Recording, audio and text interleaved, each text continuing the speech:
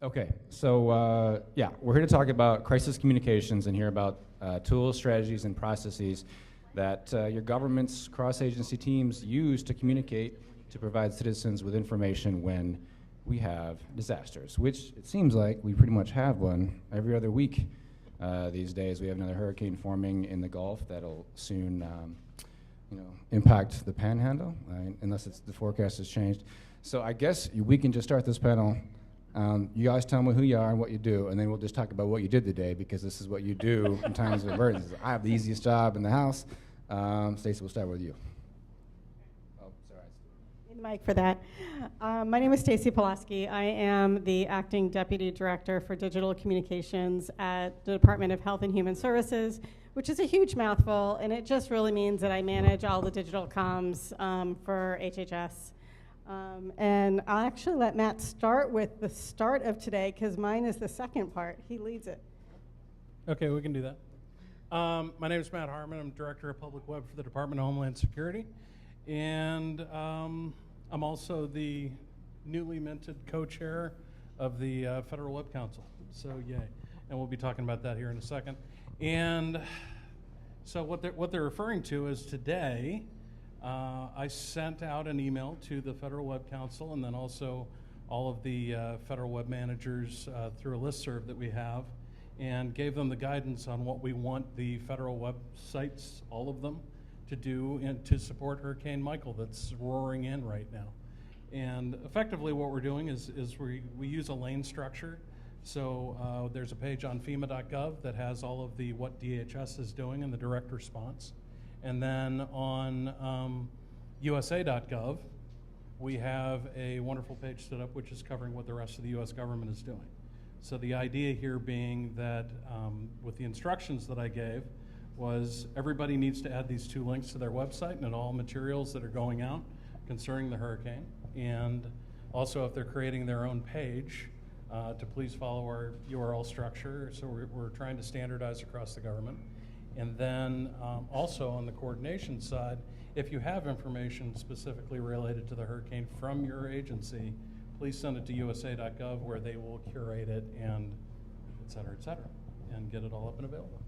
You teed me up very well for that. I'm Victoria Wales, and I work for the General Services Administration, and I am the current acting marketing and outreach director for USA.gov. USA.gov is a program out of this agency, and its mission is to aggregate and organize the federal government's information for the public.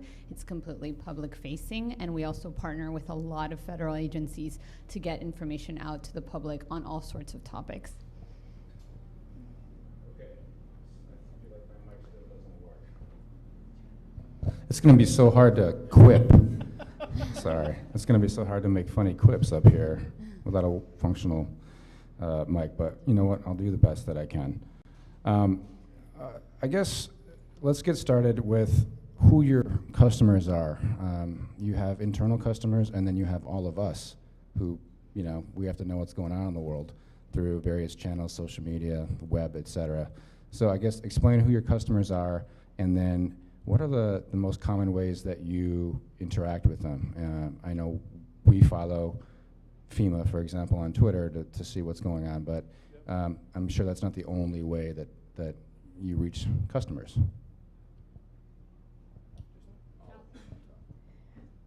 So yeah, we're on pretty much every social media channel that exists on the face of this planet. And so we have internal, we have external, health touches every single person in this room, every single person in the United States, every single person in the world, and HHS overall is across the globe. So, we listen, we post, we try to, figure out what messages are really for which audiences and target those audiences. So clinicians need something on the opioid crisis, for instance, that a patient needs something else. And really just kind of try to consolidate our information and put it out in the channels that matter for those audiences and with the messaging that works for the different audiences. So obviously I think all of us across the board, we have two different levels of audience.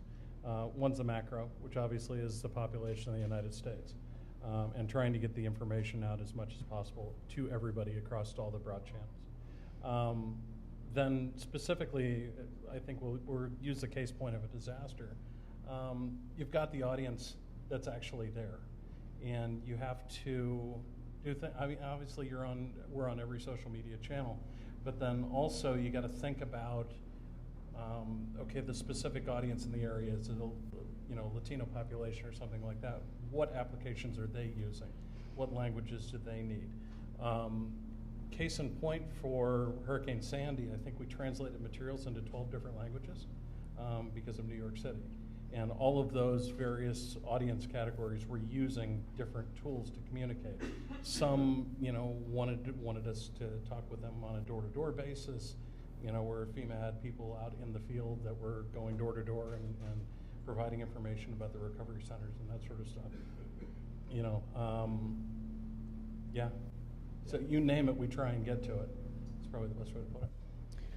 We are also on many social media channels. In fact, we were one of the first agencies to try out Snapchat. We wanted to see and test a little bit there. We pioneer a lot of these channels for our partners to try to see where these audiences are. We are completely customer centric. The content that we send out via our social media channels, our email dissemination channels, are completely focused on the customer, and we actually pride ourselves very much on being omni-channel. We syndicate, we have APIs in both English and in Spanish. We're a completely bilingual platform, USA.gov and GobiernoUSA.gov. So following up on something Matt said about the languages, Hurricane Maria was a really perfect example where we sent public affairs folks from the department down to Puerto Rico. We supplied resources to translate to the office that was sending everyone down there. And there was a whole lot of material going on. There was a ship out there that was taking in health patients. We had teams down there helping people with their health crises. And all those materials were in Spanish, in printed form that they could hand out, and social media, like anything that would work to get the information to the population in Puerto Rico. One more thing real quick, in terms of reaching everybody. Who got a presidential text message last week? Is it about 75%? I think it's about 75%. Selfless plug for you. Yeah, there you go. But that was an interesting use of technology, obviously. For the record, that wasn't a new thing. I don't know how much you guys have actually read up on it, what it exactly was. But the technology has been around for years. We just never tested it. So that was a use case example, really, of just trying technology, trying to get to everybody using every available tool we possibly could. So basic chain or flow of information. So from the beginning, let's take Michael as an example. Mm-hmm. How early on the job are you guys coordinating behind the scenes, meeting? What types of tools are you guys just using? Email or talking GChat? Is it like I am at work with Slack and like, hey Victoria, you get ready, like this is the stuff you're going to put out ASAP in 5 minutes? Or how does it work? And we know the National Weather Service is very involved. We know FEMA is very involved. We know HHS, and then USA.gov, which is sort of responsible for putting this information out to the public writ large. How does it flow down? Just so the audience gets that, because I want to get it too. Yeah. So what really guides everything that we put our markers on? There's what's called a NICL call, which is the National Incident Crisis Communication Line call. So that has a representative from every agency that's involved in the disaster, including White House representation, DHS, intelligence community, you name it. Everybody across the board, top-level communication folks for each agency involved in this. And they all get on a conference call. And the one for Michael was at 11 o'clock today, and today was the first one. So what that does is that gives, it usually starts off with a briefing from DHS, and kind of the top line message, which then, FEMA is part of DHS. For a natural disaster, they lead the call. And then it goes for Michael, it went to the National Weather Service, and the hurricane folks giving the update on exactly where it is, what the absolute latest in the forecast is. And then it goes usually around the horn, and everybody gives their brief out on every pertinent information related to the incident, and who's got what. And then wonderful folks on USA.gov are usually listening and picking up on, oh, hey, can you send me that, and when is this going live, that sort of stuff. We've been doing this for a while now. It's probably the best way to put it. We've almost got it down to a science, especially on the web and digital side, and we really know each other. I think that's really the key, is that we've built these relationships over years, so I can pick up the phone if necessary. Most of it's done over email, because that's how our existing channels are, and we can get to everybody on that. There's some use of other technologies, but primarily we've got these relationships that we built over the years that, if necessary, we can pick up the phone and say, hey, I need this up now. Hey, this needs to be moved over here, and we can coordinate at that level. Yeah, and we know that Matt's email is going to be coming. So my staff was already posting social posts about hurricane preparedness yesterday. We saw Matt's email come through. I went ahead and got it to my entire staff. I was expecting it. I knew the nickel call was at 11. I knew the email was coming right afterwards, and out it went to everyone to just know, same drill as always. Here we go. Yep. Yeah, this is a great example of true collaboration. We get sort of our marching orders. I will show off for a second because we do have Slack, and we have an emergency channel there, and the team works very much in an agile sort of environment, right? So we have a core team that responds to this, and it is a bilingual team, and we have all of this kind of ready on the websites and social media. We know which channels to follow. We start making Twitter lists depending on the geography. We know who the players are and who we should be following, and what messaging we should be sending out and how, in a very sort of specific location-wise. And we can talk a little bit more. I know you wanted to talk a little bit more about Puerto Rico, because I think that's such an interesting case study. Yeah, I definitely do. I want to hit one more thing before that, and that's just on who is in these teams. It's not just like one-man bands, I'm guessing. Do you have a sort of stable of federal employees? Do you have to contract out some of this work? I mean, when stuff goes bad, when some of these disasters are as big as they've been, do you have to staff up in crisis? Maybe that would be useful, I think, for the audience to kind of, chew on. So in our case, we have a very small team of 3 or 4. We have a larger content team. A good half of my staff is our contractors, but they're very much embedded in our team. They're bilingual, I'm bilingual, so a lot of the times on the weekends when they can't work, I will take over, do all the website stuff. So I pride myself on being able to lead the team, but also being able to do the work that they do. So I'm there tweeting in English, Spanish, and managing our different channels, our email sends, seeing emails from Matt. I'm coordinating that with our UX team. So we have a lot of communication channels internally when we don't have that type of support. It would be a dream to have more bilingual staff. I talk about it a lot. Diversity is something I'm very a big proponent of, and I think it really does work in our case where we're able to move pretty quickly and respond for that reason. So, depends for DHS. It depends on what level you're at. So DHS.gov, I've got a very small team in my office that's running that, and then I'm also doing policy stuff and high level, that sort of business. FEMA boots on the ground. Not even boots on the ground, but at FEMA headquarters, they have a FEMA web team, which is feds and contractors, and then they also have the social team, which is feds and contractors. Then FEMA also has what are called core positions. I believe it's cadre of response employees, something along those lines, which are folks that are brought on. They're federal employees, but they're for a term, and they can be used for disasters only. And they are able to then ramp those guys up to be able to respond. So these are the guys who are doing social media monitoring, both from a public affairs standpoint and from an operational standpoint, and that sort of stuff. So, and the teams can flex depending upon the need. So last year, obviously, we had 3 major hurricanes, bump to bump to bump. The same team that was doing this stuff from headquarters, but then they were able to supplement, and we can talk then about Puerto Rico and how we were able to use the surge capacity force to be able to supplement teams further.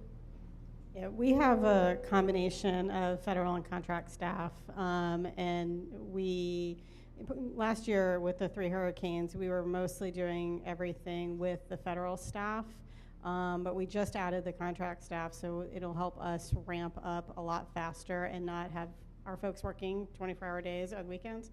But then there's also an office, ASPR, that handles the day-to-day, much like FEMA, but on the health side. So that also has surge capacity and takes in volunteers for public affairs to go anywhere they need to go. And we're working with a lot of these teams down on the ground, getting all the visuals that we need to really tell the story of what we're doing. And yeah, I think you led into it, the surge capacity force. Tell us about what that is and how that came into play last year. So how many feds do we have in the audience here? Raise your hand. Okay. Did you guys know that as a federal employee, you're eligible to join the surge capacity force for the Department of Homeland Security? So basically what we want you. Yes, we want you. So basically what that means is you can sign up for this. There's a page on DHS.gov. There's a page on FEMA.gov. And if you're a federal employee, you can sign up, you get training, and you're basically put on the roster. It's almost like an active reserve type thing. That then FEMA can then contact your agency and say, "Hi, we'd like to, activate so many people for this for a given event." And as all feds would know, money drives everything. So FEMA actually has funding to be able to then give to your agency to be able to pay for your time to be able to deploy downrange. And obviously with the amount of hurricanes that we were dealing with last year and the need for Spanish language speakers, that sort of stuff, what'd you do? So I got the email. I saw the email, and I'm like, "Oh, sign me up! Sign me up! I want to help." And it was one of those moments where somebody mentioned earlier, it's about the mission, right? It really puts into perspective. There's now a real need, tangible need of people who really need your help, and you happen to have a particular set of skills, and that call out was put out, and I actually reported the next day to FEMA headquarters and actually helped their LEP program, which is the low-level English proficiency program, which is part of an executive order of providing access to people with low English proficiency, and started helping with actually translating press releases and things like that. And then they said, "Oh, we actually need staff on the ground," and I ended up being deployed to Puerto Rico twice and helping FEMA build their bilingual digital capacity down there. It was a tremendous effort. I have such an incredible respect for what FEMA does. It's a very, very large scale effort, and Puerto Rico was a big challenge for a variety of reasons, right? From, of course, geographical, cultural, the language, and because FEMA was responding to so many simultaneous disasters, there just was not enough bilingual staff. And so I had the great honor and opportunity to be able to go there and help out, and I got to see kind of the larger federal effort and response, and it was just tremendous. So many people down there helping, from HHS to CFPB, and everybody managing that sort of response and rescue effort was really, really incredible. And that's a real good example of agencies working together for a common purpose and a common mission. It's very humbling. Was it a quick turnaround for you too when you decided you wanted to do it? Did they just call you and say, "Hey, we got a need now, come"? Or So we tend to think a lot outside the box over at GSA. We're a lucky group. We said, well, I think it will be okay if you just, show up at headquarters. And I'm like, I'm pretty sure that's not a good idea.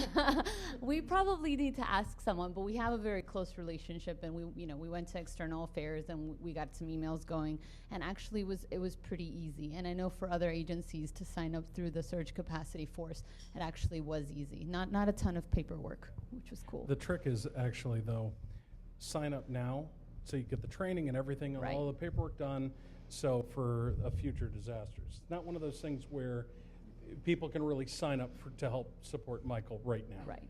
Type thing. It would be the next disaster coming down the pike. Very interesting. Another thing that I see a lot more of is social media monitoring being used in real time. How are you guys incorporating that in what you do? Do you have people that just sit there and literally look at hashtags and go through imagery and things like that and help people get rescued? How does that? Yeah, in 2012 for Sandy, that's what we were doing. It was really the first time that we'd really done that hardcore on that kind of scale, but it was a very manual process. And yeah, it was honestly, we were using TweetDeck on dual monitors and just had all these, keywords that we're monitoring and that sort of stuff. And you just, I kind of describe it as it's kind of like the Matrix, and I'm dating myself with that. But you can just see it, you see the flow going, and you just start being able to pick things out, to be able to see trends and that sort of stuff. And then that's started influencing a couple things. One is we found that there's obviously a lot of misinformation out there. So we came up with the idea of creating a truths versus myths, facts and falsehoods, type page. And we were able to aggregate down the common myths that were floating out there, and then, or rumors, if you will, kind of a rumor control page, to be able to then say, okay, is this really happening? For example, we've heard that FEMA's giving out gift cards for XYZ at this location, and we were able to say, well, FEMA doesn't quite handle it like that, but here's the answer. But then when you're talking about something like on a complete total macro scale, we were able to put a page up on FEMA.gov that then, while the monitoring was going on and we're seeing this stuff, instead of having to spell out the response for every single thing, we were then able to say, that's not quite true, go to this page to learn more. That's not true, go to this page to learn more. And we started doing that, and then that started taking off, and then other people started doing that while they were monitoring their own feed, going, hey, I heard that that's not quite true, go here, FEMA's got more information. So it kind of went viral that way. The other thing that we're starting to get into is, and doing more and more of, is the operational use of social media monitoring, in that FEMA watching social media for people tweeting, help, I'm stuck on a roof, and the Coast Guard monitoring social media for people going, help, I'm stuck on a roof, I need help at this location, people are looting at this location, that sort of stuff. Now, that's a very difficult thing to really operationalize, because it's putting a lot of faith in people telling the truth on social media. That's kind of a scary thing, honestly. But so, for example, somebody tweets, help, I'm stuck on a roof at this address, blah, da, da, da, da, da, da, and then the Coast Guard ends up tasking a helicopter to go to that location, and it turns out to be false. It turns out to be a prank or something like that. Not only is it resources that could be used in other locations for people that actually really need it, but it's also, it costs a lot of money, et cetera, to send a helo mission like that. Now, that being said, what you can also do is you can look at the larger picture, and you can start, geotagging and that sort of stuff, figuring out where other tweets are coming from with the same thing, and figure out, okay, does this fit the pattern? So it's almost a verification step in your monitoring as well. So yes, this makes sense that a tweet is coming from this location because we're hearing other things from the same location. Yeah, I love that you mentioned this, because this was something that was incredibly tricky in Puerto Rico, right? There were a lot of rumors about all sorts of things, and social listening was such a big part of that, to really understand where were the problems, what were the pockets. There are 75 municipalities in Puerto Rico alone, even though it's a very small island, with a lot of centric things to those particular towns or cities. And so trying to figure that out, we actually created a system by which we would try to tag not only like that problem, but try to figure out the scale of it. Is this really a trend? Is this really a problem in this area? And then we would float it up to the appropriate channels. But it was a very tricky thing. But social media is absolutely a must go to for disaster response, just because so many people are talking about it, and being able to really understand what people are saying. What are some of those challenges? You have to be able to monitor them. And then, in fact, a lot of what we did and are doing, especially what we did in Maria, is leverage a lot of the influencers that were asking these kinds of questions and being able to cast a wider net of information because they have already all of those followers, right? So it's social media especially, and then, think about just where these people are going to for information. For us, particularly for Maria, we had a bilingual Facebook page. At first it was 2 pages, one in English and in Spanish, and we married that, and then I can go through and talk a little bit about how we got very creative when there's a massive blackout and you're a digital strategist and you can't connect to the internet, or I show up and I'm like, well, it's going to be really hard to do my job without Wi-Fi, and I'm with my cell phone trying to post on, Facebook for disaster assistance and all types of things. So that was a very interesting experience, and how we kind of had to really think about not including links in our posts and putting all the information in one place and making sure that people had access to the most important information at the time. Yeah, the social listening, it's just ingrained in how our folks are operating, at this point. And so, we're looking at what are the trends of conversation so that we know, like Florence, where were they talking about flooding? When do we need to put certain messaging out to those areas, because that's what they were experiencing right then, because we all know that there's about a 5-second attention span and then you move on to the next thing. And so that really has been guiding some of the messaging choices. We have some time for questions in a second. I have just one more, and it probably is the most obvious one. I could have just started out with it, but how do you measure success? How do you get better? Because the stuff that you guys are dealing with is bad. It's really hard to know how good a job you're doing when you literally manage disasters. So how do you make sure that your customer experience isn't a disaster, and how do you iterate and improve? I'm not critiquing. I'm sure you do amazing work, but. We all do amazing work. We've actually been having a number of conversation around measurement and how do you really determine impact. So I won't say we've solved it, because we haven't. No one has yet. But we've recognized that you can reach a lot of people and you can grow your numbers and you can keep growing your numbers, and people will be like, oh, rah, rah, we just hit billions of people. But does it really matter? No. And so it's really about reaching the right people at the right time with the right message. So we are talking about passive engagement and active engagement. We are looking at the tone of the conversation, and we're sort of in that formulation right now of true impact measurement and being able to both baseline it and then determine what is true success. So bringing it back to customer experience and saying that we are very customer-centric, we really listen to the people that come to our channels.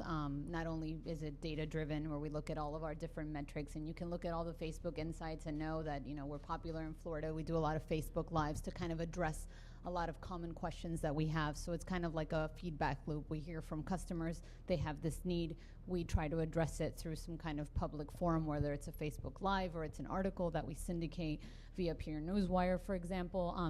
We work with partners a lot. For example, our call center receives over 700,000 inquiries a year. And we start to really look at that data and mine it and see where are some of the trends, what are some of the a lot of them are scam related, talking and connecting it back to disasters. We know a lot of people get very excited about helping through disasters, volunteering, donating.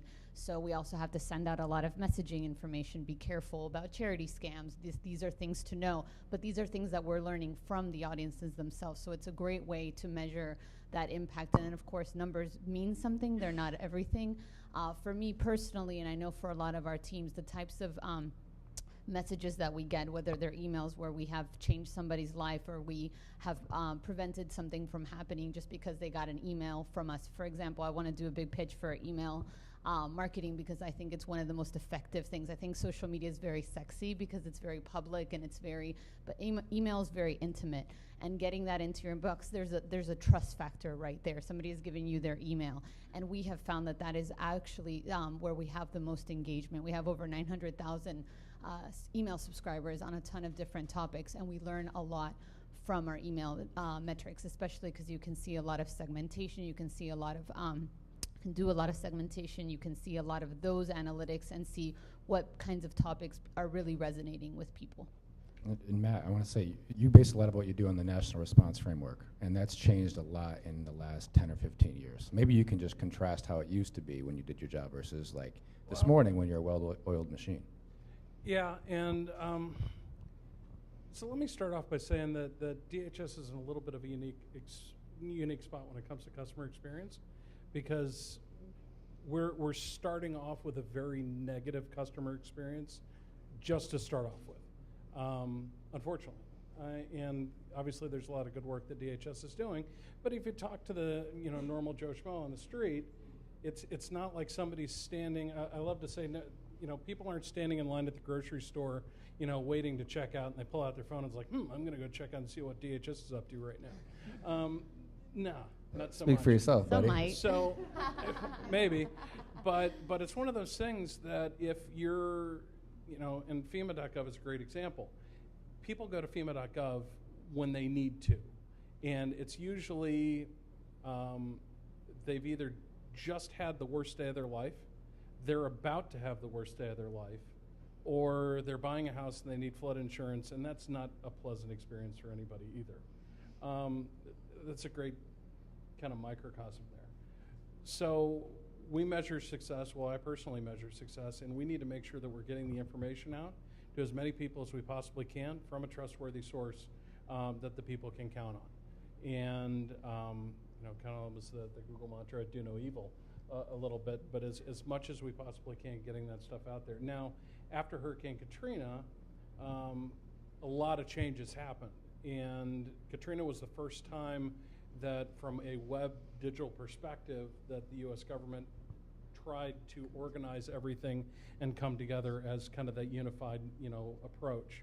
And following a communication lane strategy, Bev Godwin, Gwen Costin, the folks that are at USA.gov and DHS.gov at the time, had a brilliant idea of, we're going to identify a lane manager for each one of these major topics in terms of what the U.S. government is doing, what DHS and what's the federal response.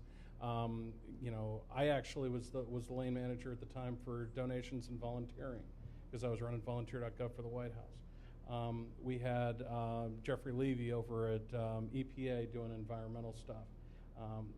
You name it, Sarah Hyder was at FEMA.gov. Did you notice I'm naming names? Mm-hmm. That those relationships that were forged in fire back then continue through to today, quite frankly, and they really formed the basis. As it went through, I was doing the volunteer.gov and the National Service websites up until 2011, came to FEMA when Sarah went to GSA.gov, and then ended up stepping into DHS.gov in 2014.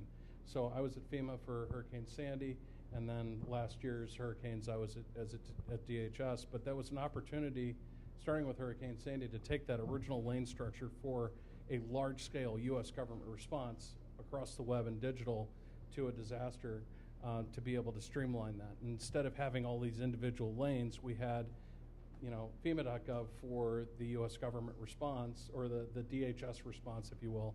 And then with the advent of USA.gov and how they've really come up in terms of being the official website for the United States government, where we would expect to have this information on one spot and be able to have the staff to be able to cull all this stuff together. Right. So, Relationships matter. Y'all need to get a relationship with Taylor Swift. You see what she tweeted out the other day? And how many people, you just get her to send out some tweets about emergency preparedness. Y'all would have it covered. She sent something about vote.org, and we were upset it wasn't vote.gov, Yeah. but good enough. Hey, take what you can get. All right, we got a couple of minutes for questions here. So if anyone has them, I'll just chuck you the mic, and if you catch it, you get to ask a question, if there are any. I didn't do it. It's not my fault. Just preemptive. Hi, thank you for coming out today. Very interesting. I'm Janice Roper-Graham from Outreach Process Partners, and I'm interested in the tools that you use. We've used Meltwater, Vocus, a bunch of tools, and I'm kind of a geek, so. We are using Sprinkler right now for our social listening and reporting, and our posting and our workflow. We also use Vocus for reporter outreach. We use Salesforce for email. We have a lot of tools. We run our own infrastructure actually outside of our tech department, so I could go into a ton of other things for web and everything else, but Drupal, Jira. I was going to say adding on Drupal. Yeah. We use HubSpot, which is a marketing automation integrated platform for email, social, landing pages, SEO. I love it. It's great. It's all in one place. We do post natively on Facebook for a different reason, and we also use it for email. For social media monitoring or social listening, I think we're sort of in the beginning stages of kind of developing and looking at different tools for that. We use Drupal for the site, so that's it's an agile environment that we can update fairly quickly. Any other question? Yeah, fella right there. Hi, Mehdi Boussaidi from industry. In addition to monitoring of social media, is there monitoring of the dark web to see if there's coordination for, especially with FEMA, with all the scams that go on? Are they preparing for that, and how do you counter it? Yes. Yes, as well. No, Immigration Customs Enforcement they're doing that for DHS. Eddie from industry with a great question. Sounds like a one-man band or something, doesn't it? I like it. Any other questions, guys? All right. Well, hey, give these guys a round of applause. Thanks for your time. Thank you so much.